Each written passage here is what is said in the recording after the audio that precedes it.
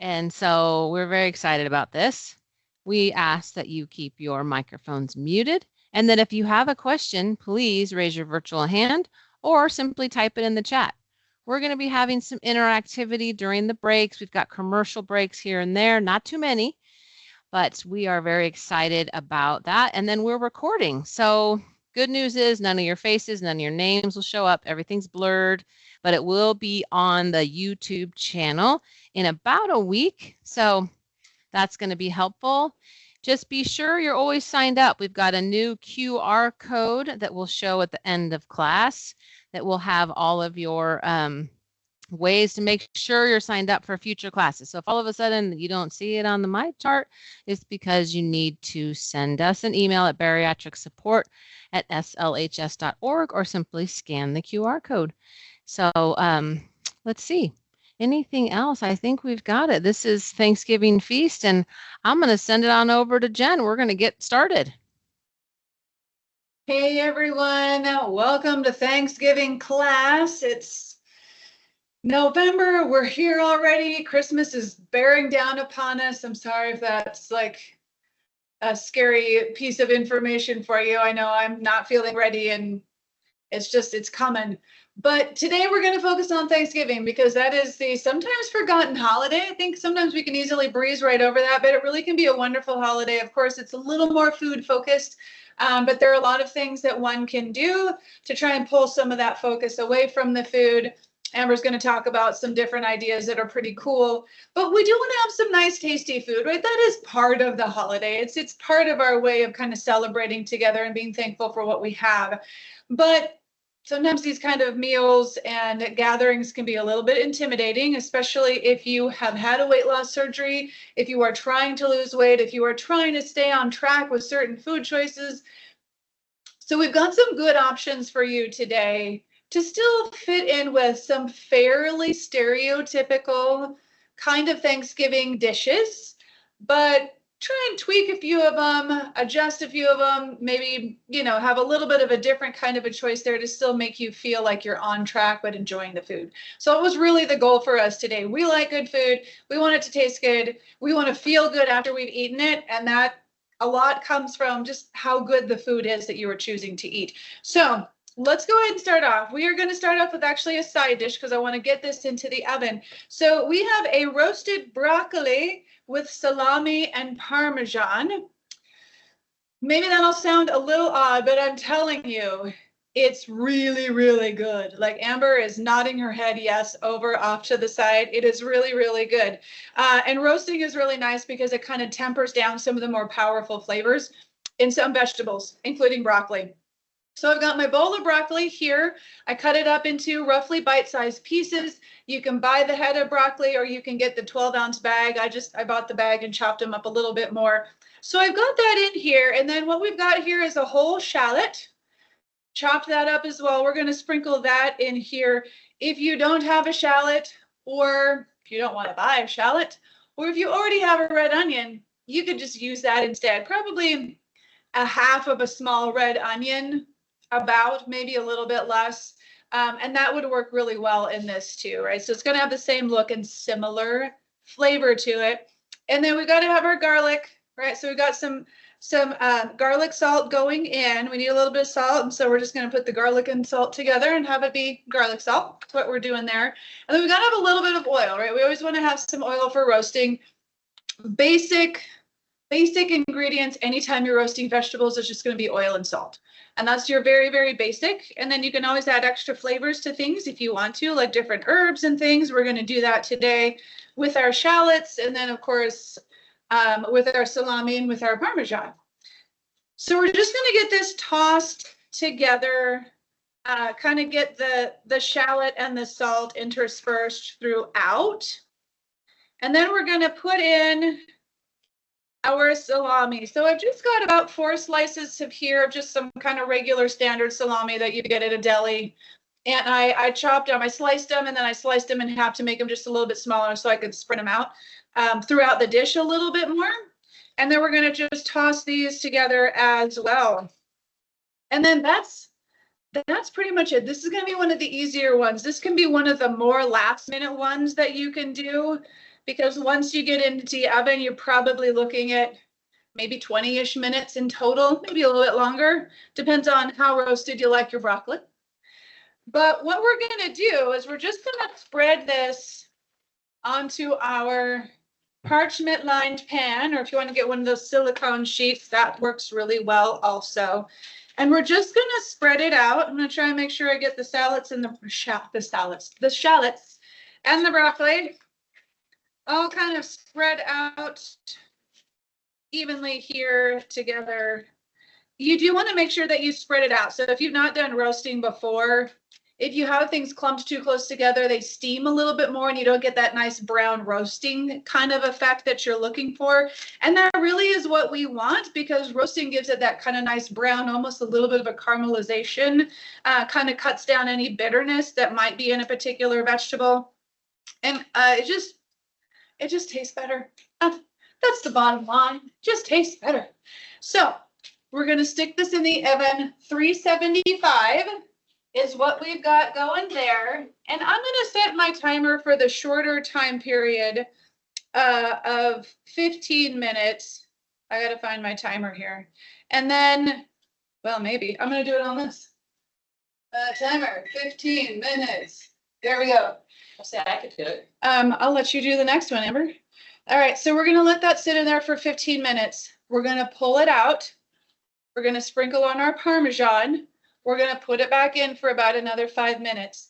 Don't put the Parmesan on the beginning, because you will burn the Parmesan and you'll just have burnt Parmesan all over your sheet and your parchment paper and a little bit on your broccoli. So wait till the end, then sprinkle the cheese on, then put it back in for a few minutes. And basically we're just melting that Parmesan onto the broccoli and to the shallots.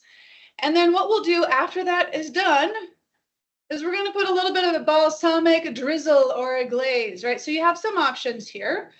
You can make a balsamic reduction. You can look online. Basically, you're just cooking balsamic vinegar to reduce it down. That's essentially what you're doing. Or you just can go and buy a glaze at the store. This is a balsamic truffle glaze. I'm going to go close. I'm going to go as close as I found it at Walmart. If you just Google balsamic glaze, that's as far as my go-go gadget arm can go. There we go. And so we're just going to drizzle this on at the end. So not a lot, just a little bit, but I'm telling you, the flavor profile is really good. And if you're not sure everyone in your household will like this, you can always just put this on the side and tell people what it's for, and then let them put it on if they want to, but it's a really nice addition. So that is recipe number 1. We're done with the one. Now we're ready to move on to the next. So we're going to take a brief commercial break. And then we're going to move on to our next recipe. We're going to keep this Thanksgiving meal going. Okay, everyone. When we were talking about, being signed up for classes, Jen and I were talking, planning for today for the breaks. We would love to know suggestions for the upcoming year. We do have 2026 already planned out, titles and themes. But if there's something, for example, someone has said, how about a whole month on dessert? So now every February, well, at least the last 2 Februarys, last year and then this coming year, we do all desserts for Heart Health Month. So they're heart healthy treats and they're yummy and they're good for you. So if there's something people are like, you know what, I really want blank. I really want to see more blank. Type it in the chat. And then, hey, I may have one next year that fits into your liking. So that might also work. I'm not sure. And if you don't have any suggestions and you just like to come here and watch us dance around the kitchen, well, I dance around in this fake kitchen, but Jen actually will dance. Like sometimes when I don't turn her camera off and she starts doing I don't even know what that is. Yeah, she starts booking through the camera. So sometimes we are dancing around. All right, well, since I'm not getting any suggestions, I'm going to go ahead and just give you the schedule for next year, okay? Well, first of all, December 19th, we do not have class this year. We do not have access to our kitchen that we love to be in every month, but we are going to be doing a holiday celebration. So you're not sure what to bring. It's a little bit It's even like, it's like what we're doing today, but a little bit fancier, it feels like, a little bit more specialized, something that you would never think of sometimes, like, oh, or sometimes we do, like today, a sugar-free pecan pie, like we'll do something that's standard, but make it bariatric friendly. So sometimes we do that because we like to do that. But next year, we're going to be do one and done, delicious meals in a single pan. That's for January 16th. And then again, February, heart healthy desserts. February 20th, March 13th, 15 to 30-minute dinners to the rescue. Need some quick meals? We've got you. So those, I'll just tell you the first 3 months because I think Jen is nearly ready for me, but we'll see. April 17th, we've got the Italian table. Cook, eat, love. Want your Italian flavors, but not sure how to do it. Because Italian food is one of the most challenging with the bariatric because we don't want you to eat pasta. And then May 15th is Asian-inspired dishes. We love to dive into this flavorful, non-traditional Asian cuisine. All right, she's ready. I'm going to tap you back over there. Okay, everyone, welcome back. It's time to get to the turkey. And I know sometimes this is a little bit of an intimidating one just because, well, if you've not done a turkey before, it can feel kind of big, even though actually doing a turkey is not that hard, just takes a while. But also for a lot of people, it's way more than they really need. And they just don't want to manhandle the whole turkey for, party of 3 or 4, So, so we wanted to have an option that was a little bit smaller, a little bit more manageable, but still really brought a lot of flavor and just would really kind of wow the small crowd. So we've got an herbed turkey tenderloin is what we have. So we bought just a package of turkey tenderloins, got them from Walmart, whatever your grocery store is that you want to shop at, but that's what we did.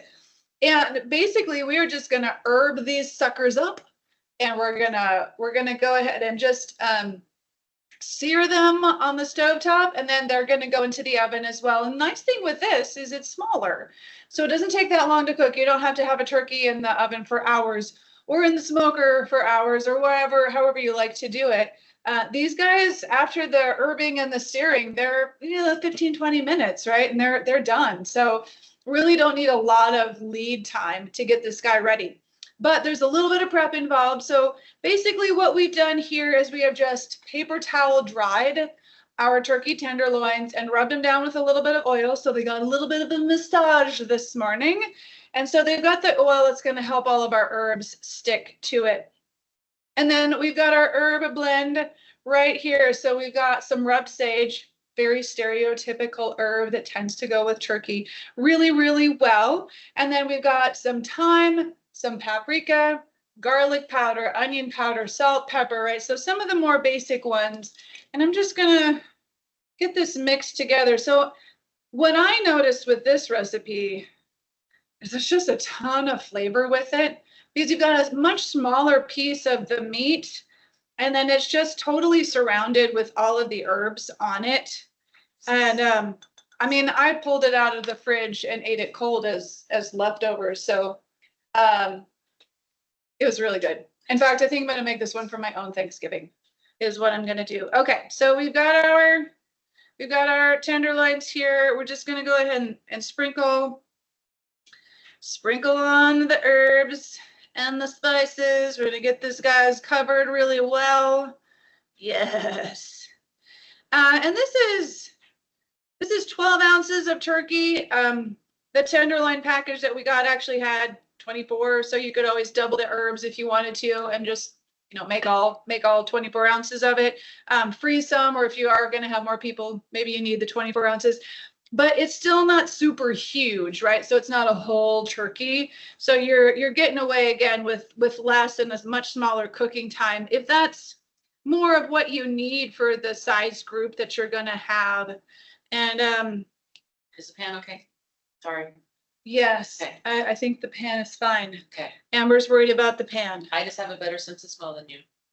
That is true. I have COVID nose, and Amber's saying she has a better sense of smell than me, and she is correct. I don't smell so good, so something's wrong. She smells it first. But now I'm starting to smell it. Yeah, we got to turn down a little bit. All right, so we're going to stick this guy in here. We're going to sear the sides, 1 minute-ish or so per side. Just gonna get that good and moving. I'm gonna wash off my hands.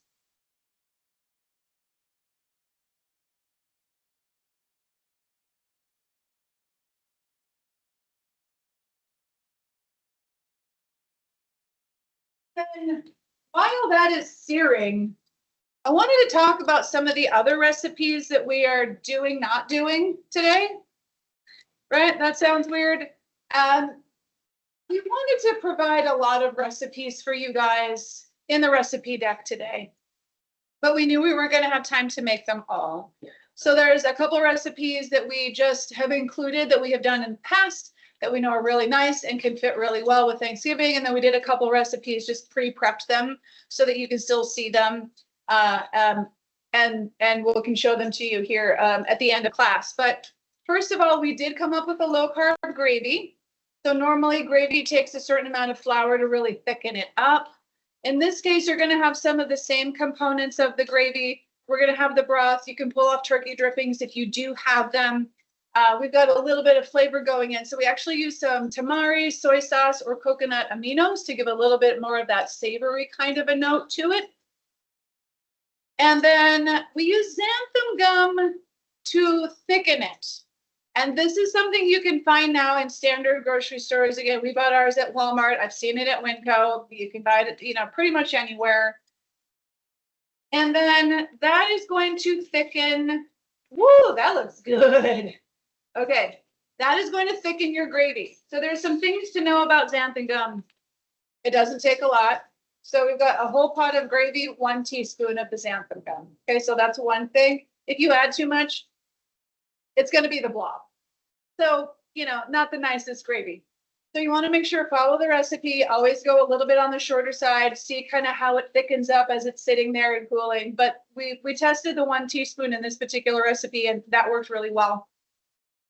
And then you do need to really kind of whisk it in. So you can do kind of the trick that people typically do with their flour, and they pull some of the liquid out, they put the flour in, they stir it all up, kind of cold, or put it in some cold water, and then they pour that back in so it doesn't clump.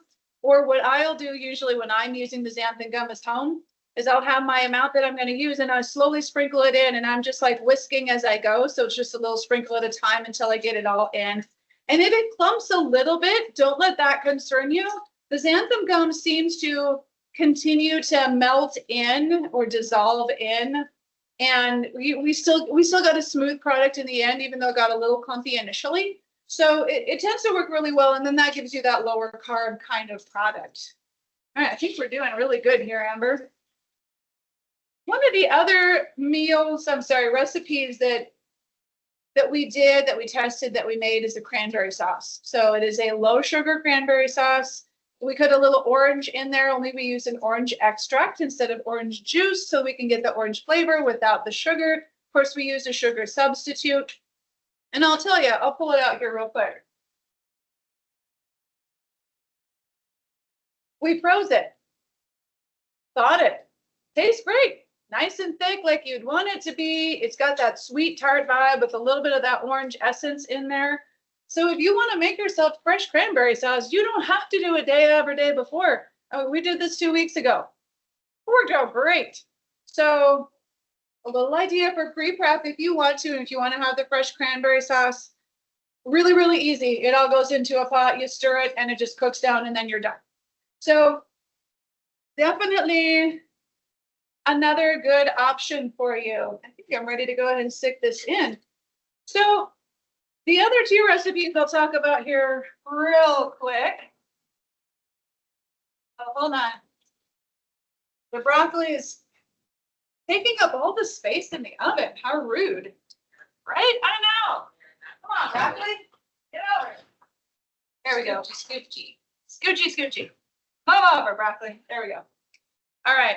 So you got a timer on that? Can you put 15 minutes on that guy? Thank you. Yeah, 15 minutes. Bada bing, bada boom.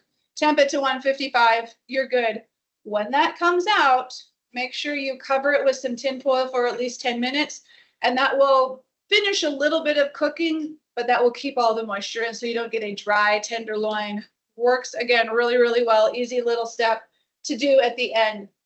So the other two recipes we included that we have not made today, but we have made them before. One was the rolls. We did the rolls last month. We did the rolls last year for Thanksgiving. Just really good rolls.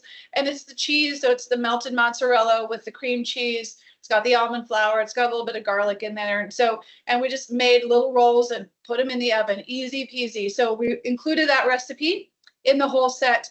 And then we also included a chaffle stuffing, which we made last year. I would say Amber's favorite, I think, from that particular whole set of recipes that we did for Thanksgiving. And so it's chaffles instead of bread. And if you don't know what chaffles are, it's waffles basically made from a cheesy batter. So it's basically mozzarella, eggs, and usually there's a little bit of seasoning that's in there.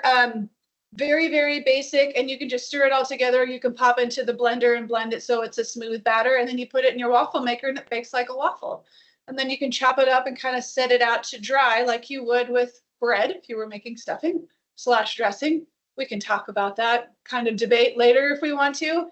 And then that becomes the basis for the bread of your stuffing. And then you can add in, we had some apples, we had some, I think, onion and celery, and of course some of the herbs that typically go in that. It was really good. I think we had some nuts in there too. So check that out for sure. If you're not sure you want to do the standard, you could probably substitute truffle in your own typical dressing recipe, or you could try ours. Okay, my timer for the broccoli actually went off. So let's see what we got here. Yeah. All right, so we got some good roasted, still kind of a nice bright green, but we got some browning going on here. Which, oh, you can see the steam in the camera, can't you? Ha! Yes. That looks so great. Well, let's just go ahead and put our Parmesan on. I'm just going to sprinkle it on. I'll put it in for another 5. And then that guy's done. All you got to do is keep that one warm if you got a few minutes before you're going to sit down to eat your meal. All right, guys, that is it. Let's move on to the next one, huh? Sounds like a plan. Turn the timer off. Okay. Turn the timer off. Stop. There we go. All right. That's my timer for the Parmesan. All right. So we're good. Everything's in the oven. We're ready to move on to the next recipe. So we'll take another commercial break. I think we'll be good to go. See you all in a minute. All right, everyone. All right. We've got picture there of family having fun. So we're going to talk about some fun things. I mean, I feel like I got a quiet bunch. After support group on Wednesday, people were very, very involved, interactive. So it's all right, and I can't, I can always fill the space. So those of you that know me, I will. But what I want to know is I have like the top 10 traditions for Thanksgiving in America. I have them, but I would love to hear from the audience. What is something that you do? I love to move. I love to, exercise with my family. I don't like the feeling of being overstuffed. Those of you that have had surgery, I know you don't like that feeling. So this is just an example of going out and playing some football. That's why we have the picture up. It's just kind of makes me want to be with my family when I see it, honestly. So what are some of your Thanksgiving traditions? If you don't mind sharing, do you play family football? Do you go for a walk? What do you do? What types of things? You could even share dishes that are different, that aren't the standard Thanksgiving dinner. I know a lot of people make mac and cheese. I have never had that at Thanksgiving, but that's kind of a thing, mac and cheese. You could say if you're a cornbread stuffing or regular bread stuffing. I'm neither. I'm a chaffle stuffing person now because I don't like stuffing, and now I like it. So I see Tony is typing and Trina is typing. I can always count on Tony typing. Tony and I are spirit twins, probably, when he said amen to that of filling space with talking. Oh, Maggie, thank you. We play games. I also like ham, not a turkey gal. I love that. Okay, see, we're a ham Christmas person, or prime rib if we're, feeling like we want to spend a little more money. Barb says, I normally put ground Italian sausage in my stuffing. Oh, she said, this year I'm going to make it with ground turkey. I don't know, girl. That Italian sausage sounds good because I love salt, anything salty. That's what we just tasted the gravy before class. And oh, so good. My kids love that brown packet of gravy. It's not turkey gravy. I think it's beef gravy. And they always want that with their turkey. My whole family. Tony says, I used to love cooking the turkey. I started when I was high school, but now I just ruin it. Oh, well, you know what? We have some good news. If you want to surprise your family, this is the recipe because I don't like messing with things. I don't like things being on for 3 hours. I bought one of those roasters years ago. They were like $20 at Target, and I put it in the garage, and it's way faster. So it'll say like you have to cook your turkey 3.5 hours, and it takes like less than 2 in those roasters. So you got to be careful. You can dry them out. But now it's just such a small family gathering that I love just doing a turkey breast. And now I'm going to do this tenderloin because it's even better. Let's see. Trina says we also learned a grill recipe a couple years ago that her husband makes. Yes, for the turkey. Yeah, that's awesome. I know some people smoke their turkey. Oh, yum. That would be so tender too. Let's see. Another thing that my family loves that drives me crazy. I mean, I guess they're okay. Those instant potatoes. I can't do it. I cannot do it. Because like, even if mine has one tiny lump, they're like, see this, it's not my boys. My boys like regular potatoes, but my husband loves those instant potatoes. Oh, yeah. See, yuck, nasty. Thank you. I'm going to show my husband these texts so that he can see that I'm not making them. I don't do it. I don't do it anymore. Once in a while, if it's just me and him, I might like for a dinner, but Maggie says, I love me the box stove top stuffing. Oh no, don't even say that, Maggie. Oh, I don't know. I can't do it. It literally makes me gag. Soggy bread. I have like PTSD from one time my mom made me eat, like she must have had a bad day at work. She made me eat an open-faced turkey sandwich, the ones that have gravy. And I had to sit there. I literally almost threw up over the whole table. So that soggy bread, anytime I have soggy bread, I gag. So stovetop reminds me of soggy bread. Tony said, oh, heck yeah. Oh, yeah, Maggie said, haha, OG style. Jackie says to keep a whole turkey moist, cook it breast down. It browns the same. Oh, and the moisture's retained. It's so funny. They always tell you to put the breast up. Hey. My mom's ex-husband used to like inject. Man, that works when you inject your turkey with oil, I think is what he injected it with. I don't know what he injected. Something. Maybe it was salt. I think did a crock pot turkey breast. Oh, alcohol in it? Maybe that's what he put in it. I don't know. I was a kid, so I don't remember, but I just remember it was really moist. It was nothing like that National Lampoon's chicken or turkey on the Christmas Vacation we watch every single Christmas Eve. I brine all my meat the day before I cook it anyway. Salt brine, yes, yes. It's hard with a big turkey, though, I found. I never can figure that out. Get a big old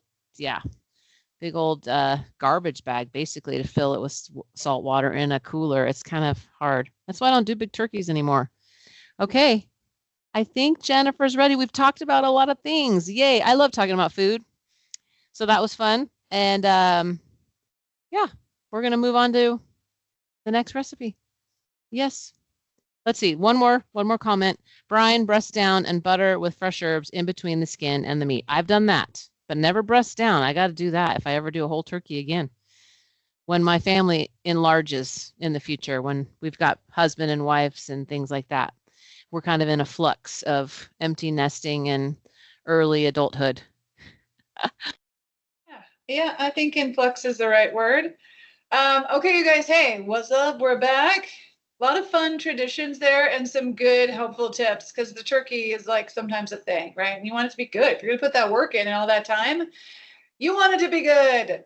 All right, so we've got our really nice turkey tenderloin still hanging out in the oven, and we're gonna move on to dessert. So we have come up with a sugar-free pecan pie.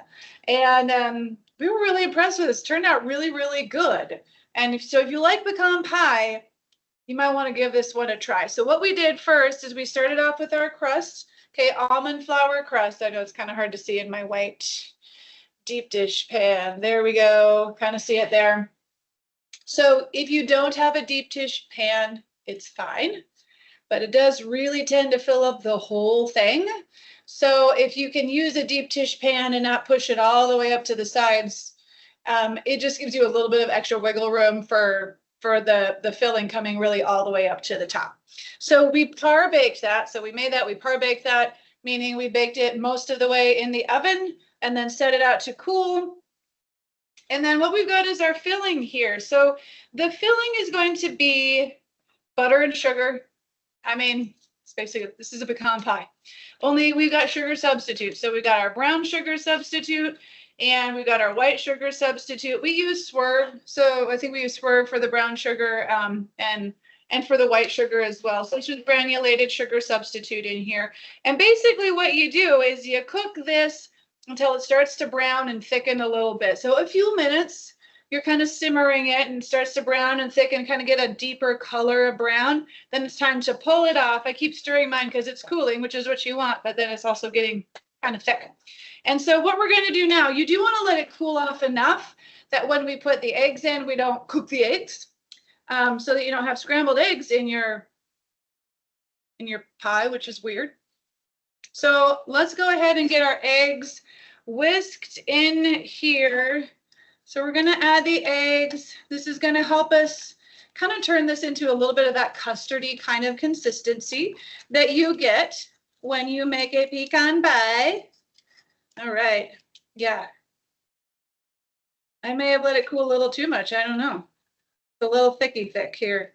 We want some vanilla, right? We always want a little bit of vanilla going in. We do need some salt. Why? Because salt enhances flavor. So, oh, there we go. So no, it's not salty pie.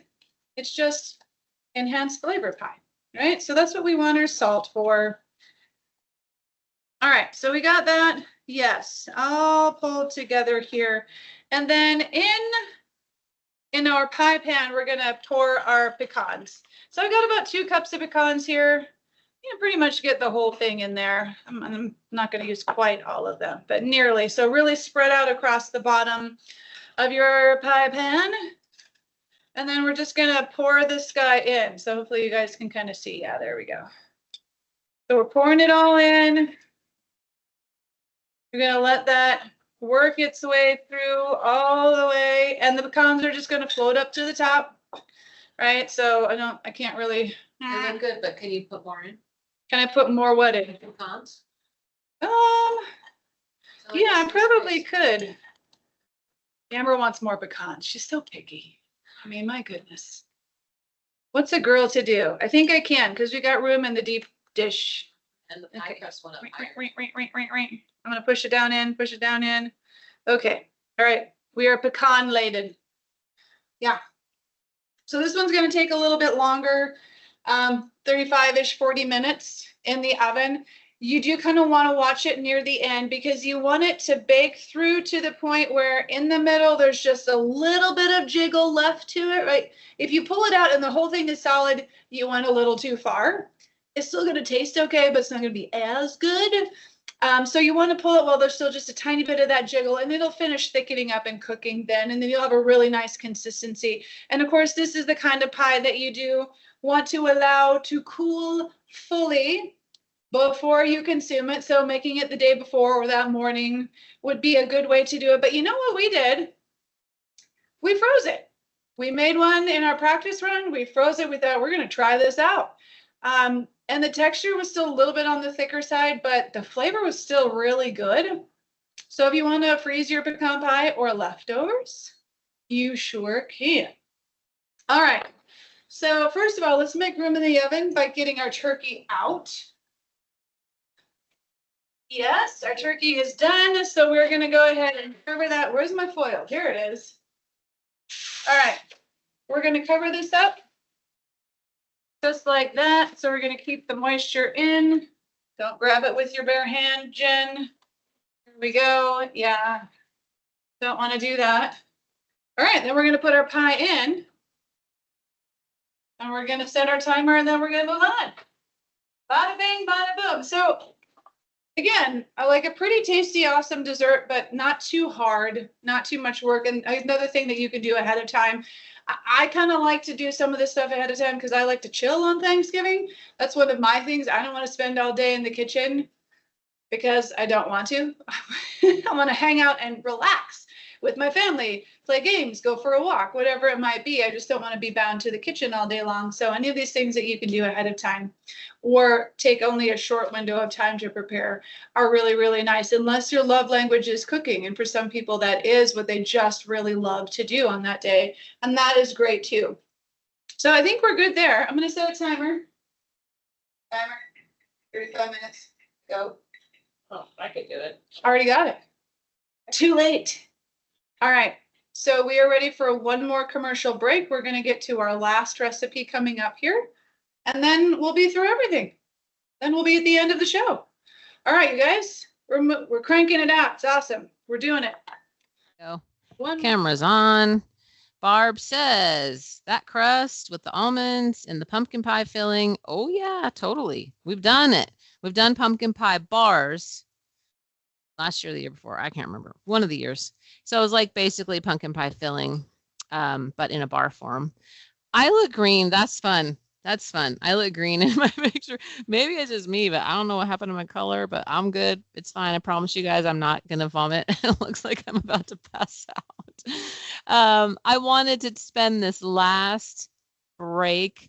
One thing, there was just a couple of really cool traditions that I read about, kind of just fun things. This is something that I really liked, was that people write down like a Thanksgiving tradition, and one family has breakfast together, and a tradition that they do, and probably many families could do this, and they record the past year's blessings in a notebook or, you know, a notepad or something like that. They happen to use a notebook that they've been keeping for a long time, which is really cool. And it could be like earning an A in Spanish or passing a real estate exam or reconnecting with old friends. And they write it all down. No item is too small.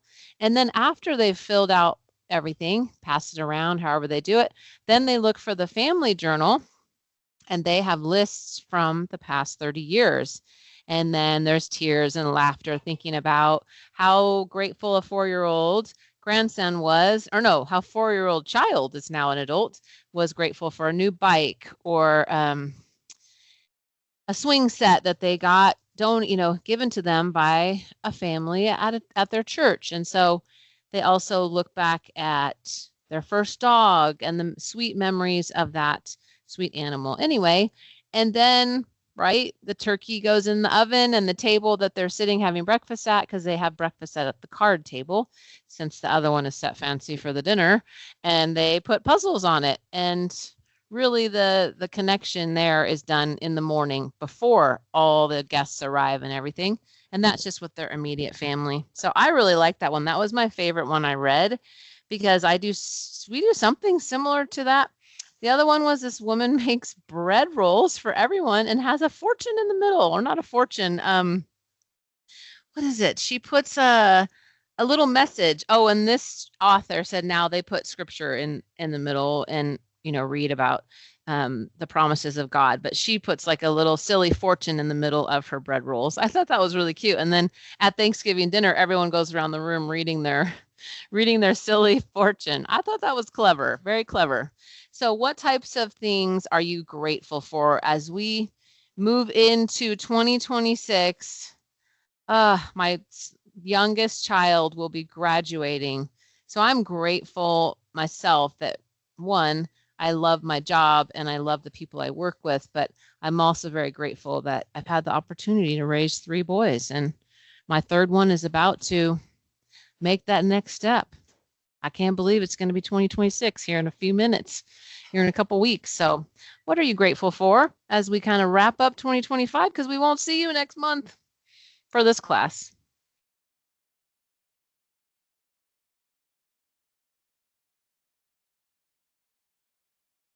And maybe it's something that you do at Thanksgiving. Maybe you can say, hey, because we go around the room and say what we're grateful for. But I think it's hard. I like people thinking about it. I try to get my kids to think about it ahead of time. Because when you're put on the spot, it's like, oh, I'm grateful for this meal, or I'm grateful for my mom for spending all day in the kitchen making it, and that's awesome. I love that. Tony is grateful for having bariatric surgery, which I know he hasn't had yet, but it's going to be having. Barb said there's even too much to write down. I feel you, Barb. I do. I gotcha. So true. Isn't that the truth? Yeah, I'm grateful for life, to be alive. That's right. I hear you. I think when I think I'm having a bad day and things are looking dark, I'm like, what am I even? Yeah. That humbleness that comes across my heart, like, what am I even saying? What a crybaby. What a first world problem that I might be complaining about. So thank you all for typing. I'm going to read them even after we move because we're going to go to this final recipe. Please keep typing them because I will have a chance to read them as the next break before we get all the food out and ready. So please keep typing. Thank you. All right, you guys, we're on the home stretch to the last recipe for today, and we have to have mashed something, right? But sometimes the mashed potatoes, especially if you're concerned about how much carbohydrate or starch you're trying to, moderate that or manage that, and you're like, ooh, but mashed potatoes, I don't know, or maybe they sit heavy and some people don't feel good with them. And maybe if you just want to have 2 bites of mashed potatoes and move on, that's great. But you can do mashed cauliflower. And so that is what we are going to do today. We're going to have some garlic parmesan mashed cauliflower. And so we are going to start, first of all, with a big bowl of steamed cauliflower. Da, da, da, da. Okay, steamed it, boiled it, whatever you want to do. Soften it up, get it nice and cooked. And then you do want to let it sit in the hot pot for a little while because you really want to dry it out. Okay, you don't want really wet, mushy cauliflower. You want all that moisture to come out of it. Otherwise, you get a more like soupy, watery mash, and most people don't find that very appealing. So make sure you just, set that to go and then let it sit and just kind of steam off for a little while. And then what we're going to do basically is we're adding everything in, and then we're just going to blend it all up. So I've got 2 tablespoons of butter and 3 garlic cloves that are heating up and cooking up, and boy, does it smell garlicky. So I think we've hit our time here with that. So we're going to go ahead and pour that in. I just wanted to cook it enough that we really kind of get that garlicky flavor coming out. So, maybe a minute or 2, depending on how hot your butter was. Mine was really hot. So it was ready. All right. So we've got our garlic, we've got our butter. We have 3 tablespoons of sour cream and 2 tablespoons of cream cheese. So we're going to get that guy in here. So we're going to have some of that creaminess. We definitely want that in there. And then we've got to have some cheese, right? So we've got to have the Parmesan, about a 1/4 cup of the Parmesan right here. Of course, some salt and pepper. And you can do that to taste. We've got a teaspoon of salt going in and then pepper to taste on that guy. And then basically what we're going to do is we're just going to blend it up. You can put it into a food processor if you have one. That can be a really nice, easy way to do it, and to just kind of push everything down every few minutes or every few seconds. Or if you have a stick blender or an immersion blender like this guy right here, I love these. These are amazing. Anytime you want to blend something, just stick it into the pot or the bowl. Boom, you've got it. So this is Amber's, and it's really nice. All right, so we're going to blend this up. Maybe, Amber, while I'm blending, so people don't have to just stare at me blending, you can share a little bit more of the other thankful things that people shared.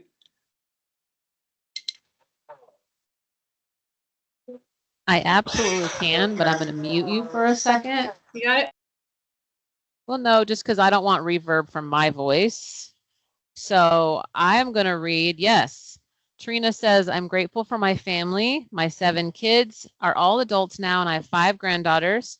I'm also grateful for my job. I have a really great team that I've worked with for 4 years, but really too many things to list, for sure. And then Tony said, I'm grateful to work at Cosm. I almost said, Tony, you need to advocate for some plants in there. That place is stark. I do love work. I do love going there. Beverly says, I'm thankful for my sleeve. It literally saved my life. Oh, I love that, Beverly, too. All of these are so great. Maggie said, I'm grateful for my puppy, Huey, light of my life. Haha, he also runs my house. Haha, oh, I bet he does. Those little dogs are like little royalty. And then I said, I'm grateful for working with such an amazing team. And Angel says, I'm grateful for my wonderful husband who puts up with me through my good days and my bad days. Oh, that's awesome. I think she's done blending. Are you done blending? Okay, I'll mute myself and put her back on. All right, so quick, done. Move on, right? We've got it. So we've got our cauliflower mash, nice and thick, nice and ploppy, right? So if you like that thicker mash content, and you can always kind of tweak the flavor if you want a little more Parmesan, if you want a little bit more garlic, any of that can work to your, you just make it how you like it. Another way that we've had other patients really enjoy it in the past is they'll do this and then they'll spread it out in a baking pan and they'll cover some, with some cheddar cheese, and then maybe they'll put a little bit more Parmesan on top, maybe like a few little sprinkles of bacon or something like that. And then they've got a baked mashed cauliflower, which is also really, really good. A really nice way also to keep it warm. Basically, you're just melting that cheese on top. So you can just stick it into the oven, let it warm, stay warm, and all that cheese will melt, and you can just hold it warm in the oven while maybe some other things are you're finishing up for the meal. So that is it, folks. So that's all of the recipes for today. We're going to take one more commercial break. We're going to pull all this food together for you, and then we'll show you everything at the end, and then we'll see if there's any other questions or comments or good things to share while we're showing you all the good things that we got. So, all right, I'll be back in a second. I'm going to take this over to the side and put it on a plate. Bye. All right, everyone. I also am so grateful for all of you. Honestly, you make it so enjoyable working here as well. It's not just my team, it's the patients here as well. Tony wrote, since we last were speaking, grateful my wife is in the St. Luke's MAT program. We've been at St. Luke's for 4 years now. Oh, that is awesome. Very cool. I love that. Anyway, I wanted to end this last break. Let's see. So many things. What else was there? Traditions. Let's see. I'll tell you the 10 things that we do in America. The top 10 things we do for traditions for Thanksgiving. One is watch the Macy's Day Thanksgiving Parade. Okay. One is break the wishbone for good luck. Do we still do that? I used to dry it in my kitchen window when my kids were little because they loved doing the wish. I don't do that anymore. We eat a traditional meal. No Thanksgiving would be complete without roasted turkey, cranberry sauce, stuffing, mashed potatoes and gravy, sweet potatoes, Brussels sprouts, green bean casserole. Oh, not my favorite, but I know people like it, especially in the Midwest. It says completing the meal, of course, is pumpkin pie or pecan. That's my favorite. A nap is number 4. Taking a nap, an afternoon filled with cooking and all the snacking that goes on before the meal, which is sort of funny to me. But anyway, it can make you want to nap. And then sharing what you're most thankful for. I guess I didn't know that was as popular. I guess that makes sense. I just love Thanksgiving because I didn't have gifts. I love being with my family and there's no pressure. There's no disappointment. There's no anything. Although there's not as much disappointment anymore now that my kids are grown, thankfully. Watching a football game. Yeah, how do people nap? I'm trying to learn but can't nap. Yeah, I can't nap. My house is full of people. What are we talking about? I go for a walk. If I'm that tired, I'm walking. Watch a football game. I don't watch a ton of football, but I will watch in between cooking, walking back and forth through the kitchen. Some people like to celebrate. My son, one of my sons is celebrating a Friendsgiving. Very cool. Actually, both of my older sons are. We used to do this, a turkey trot, running a turkey trot in the morning. I love that one. We used to do a run in Oregon, Bend, Oregon, called I Love Pie. Or I like pie. I like pie. Sorry, but I love pie. So I always did that run. And then they would have people donate pies and we'd all have a slice of pie at the end of the run. How silly is that? Shop till you drop on Black Friday. Never. Have I ever done that? Will I ever do that? I would maybe shop online for a deal I'm looking for. Someone gave me a good tip. One of my patients said to buy board games. on Black Friday, because how often do we play them? But it's cool to get them for like 50% off. I like that idea. And then I love this one. I've been wanting to do this too, giving back in the spirit of giving thanks and helping others. Many communities across the U.S. hold annual food drives, right, that collect non-perishable foods. I'm sure this year even more than others, right? So that is an awesome one. Someone said we put up our tree. No, I can't do it. We've always done our tree at my husband's birthday, which is December 13th. So I see people have trees up already in my neighborhood. Well, we used to have a live tree. Now we have a fake tree, so we put it up earlier now. Okay, last one, and then we're going to show you what we cooked, and we're going to send you on your way. I'm grateful to have had my surgery in May, thrilled for the weight that has left my house and the support of my family, immediate and extended. I couldn't have done this without my support team. We love you too, Jackie, and we love being here. So some people think that we disappear when we don't see you. We are on my chart. You ever have any questions, you ever need anything, you ever need to come back and meet with us, we're here. It's available. All right. Back to the kitchen with Jen.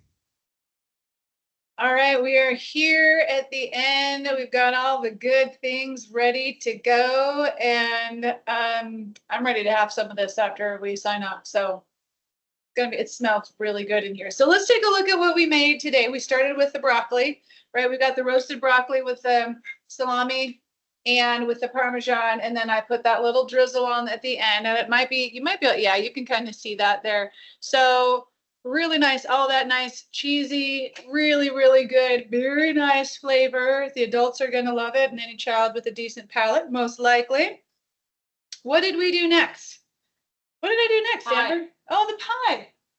Where is the pie? Oh, hold on. Oh, I was like, where's the pie? All right, here's our pie. With a little bit of whipped cream on top. It went flat. Yeah, but it's okay. Very, very nice. We've got all the pecans. We've got the crust in there. So I know it's a little hard to see with all the shiny plates, but woo, there we go. Boy, that pie wanted to get away, didn't it? Oh my goodness. All right, so then we had our turkey, right? So we had our turkey loin. We also did that. So I just sliced up that turkey loin here a little bit for you to see all of that herbs all the way around. Ton of flavor. Really, really good. I'm going to hit that one up after we're done. We had our mashed cauliflower, of course, and I just put a drizzle of gravy on top.